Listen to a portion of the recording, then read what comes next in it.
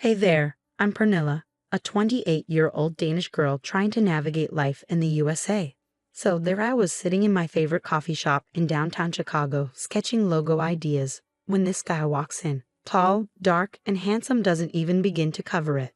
That was Brandon. 3 whirlwind months later, we were saying, I do. You're sure about this, Pernilla? My best friend and coworker, Aisha, asked, helping me into my wedding dress. I mean, you barely know his family. I laughed it off. Come on, Aisha. They're going to love me. Oh, how wrong I was. Enter Evelyn, Brandon's mom, and Courtney, his sister. From day one, it was clear I wasn't what they had in mind for their precious Brandon. So, Pernilla, Evelyn began during our first family dinner, her smile never quite reaching her eyes. How long do you plan on staying in America? I tried to laugh it off. Well, I'm married to Brandon now, so I guess I'm here for good. The silence that followed was deafening. As weeks turned into months, I did everything I could to fit in. I learned to make apple pie, watched football, even started saying, ow. Okay, that one didn't stick, but nothing seemed to be enough. Honey, maybe you could try dressing a bit more American? Brandon suggested one day, eyeing my colorful Danish sweater. I frowned. What's wrong with how I dress? He backpedaled quickly. Nothing, is just, you know how mom is. And that was the problem. I was starting to know exactly how Evelyn was, and it wasn't pretty. As Thanksgiving approached, I threw myself into preparations, thinking this would be my chance to finally feel like part of the family. I'm thinking of making a traditional Danish dish alongside the turkey, I told Brandon, excited. He hesitated. Maybe stick to the classics this year, babe.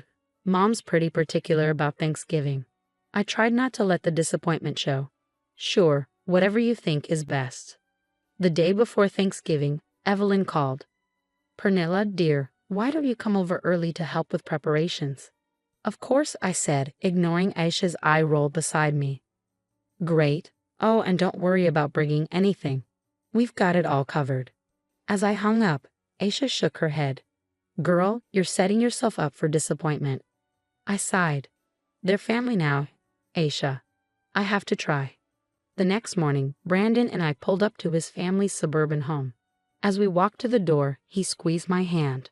Ready for your first American Thanksgiving?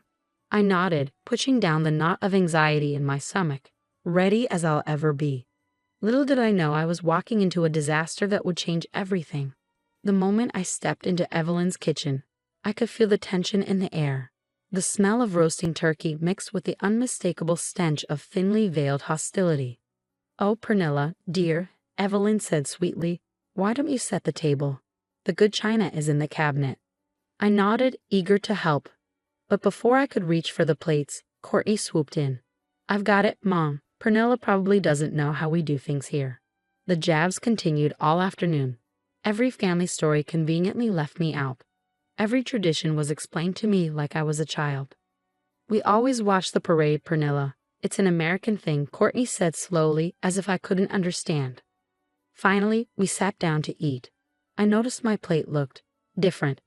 The turkey seemed off, the texture strange. Enjoy your meal, everyone, Evelyn smiled, her eyes gleaming as they met mine. I took a bite and almost gagged.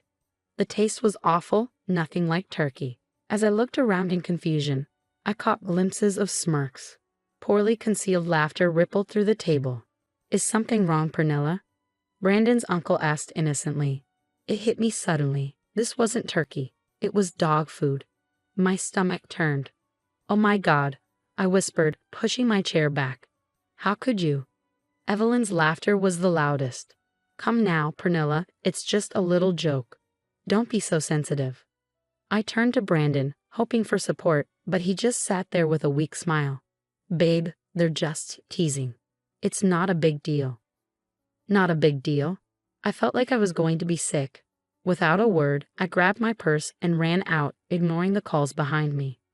As I drove away, tears blurred my vision.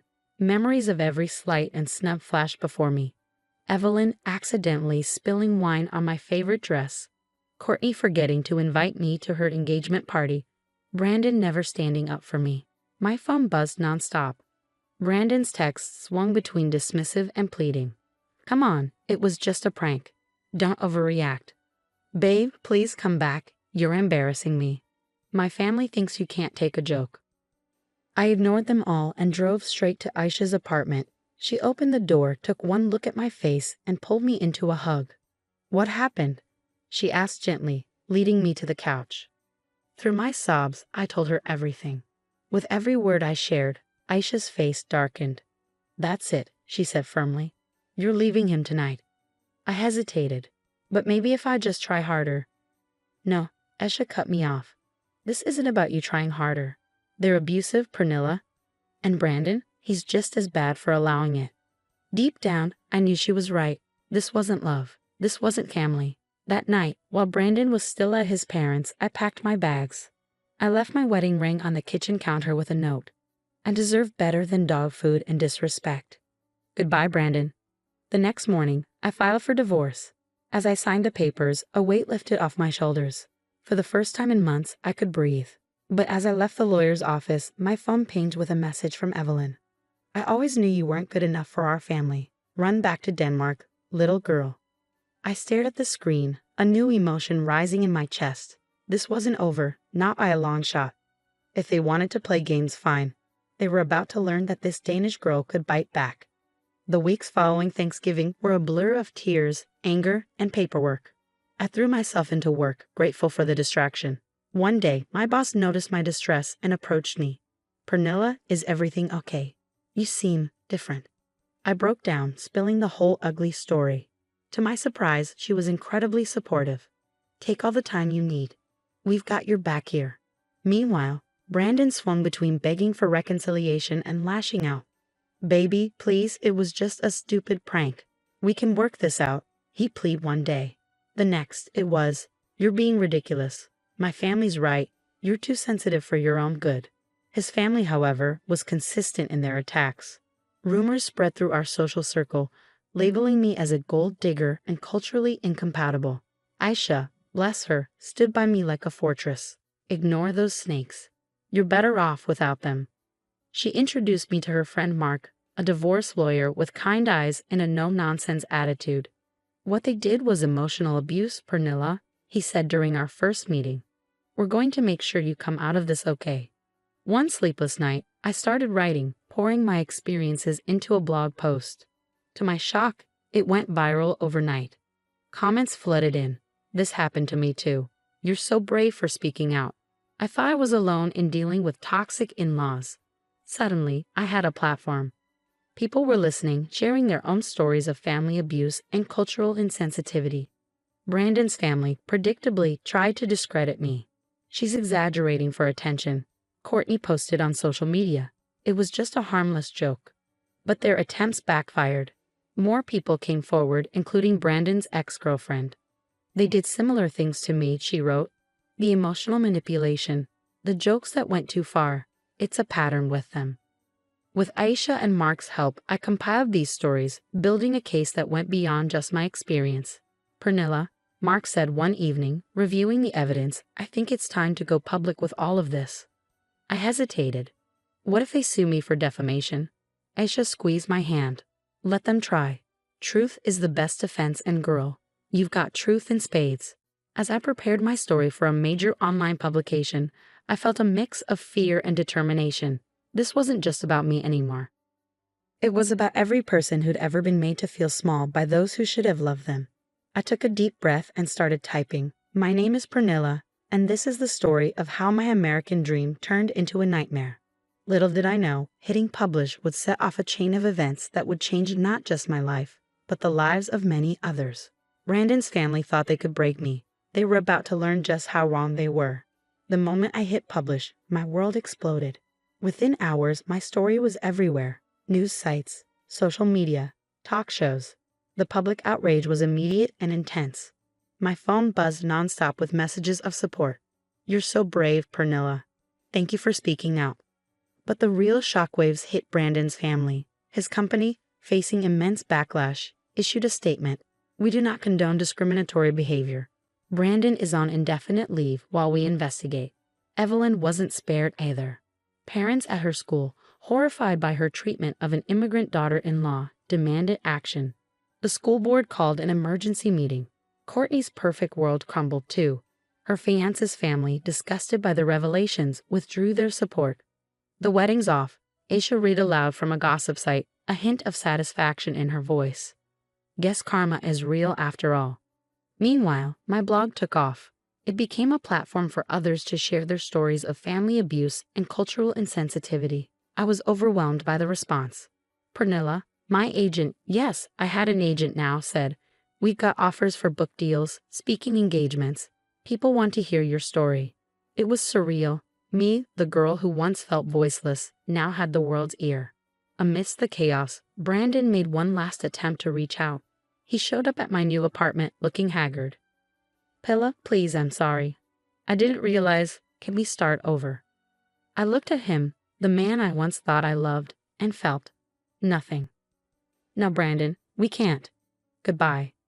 As I closed the door on him, I felt a chapter of my life definitively end. But as one door closed, others opened. My graphic design career soared. Clients, impressed by my story and my work, flooded in. "I'm starting my own agency," I told Aisha over celebratory drinks, focusing on empowering immigrant-owned businesses. She raised her glass. "To new beginnings and sweet justice." A year flew by in a whirlwind of success. My book became a bestseller, my speaking engagements sold out, and my agency thrived. Then came news that made me pause. Brandon's family business, the cornerstone of their wealth and status, was struggling. Boycotts and bad press had taken their toll. "They're selling off assets," Mark informed me during a catch-up call. "Seems the mighty have fallen." I felt a twinge, not of sadness, but of closure. The final victory came unexpectedly. I was nominated for an advocacy award recognizing my work in immigrant rights and family abuse awareness. Standing on stage, accepting the award, I saw my journey flash before my eyes. The scared, lonely immigrant girl, the betrayed wife, and now this, a woman, strong, successful, and proud of her scars. "This award," I said into the microphone, "is for every person who's ever felt alone in a foreign land or unwelcome in their own family. You are seen, you are heard, and you are worthy of love and respect." As applause washed over me, I thought about Brandon's family. Their cruelty had been intended to break me, but instead, it had forged me into something stronger than they could have ever imagined. I left the stage, award in hand, ready to write the next chapter of my life, on my own terms, in my own words, with the strength of my experiences behind me. And that's the end of Pernilla's journey from victim to victor. Now, here's a question for you. Was Pernilla justified in publicly exposing Brandon's family, or did she go too far in her pursuit of justice? Where's the line between standing up for yourself and seeking revenge? Share your thoughts in the comments below.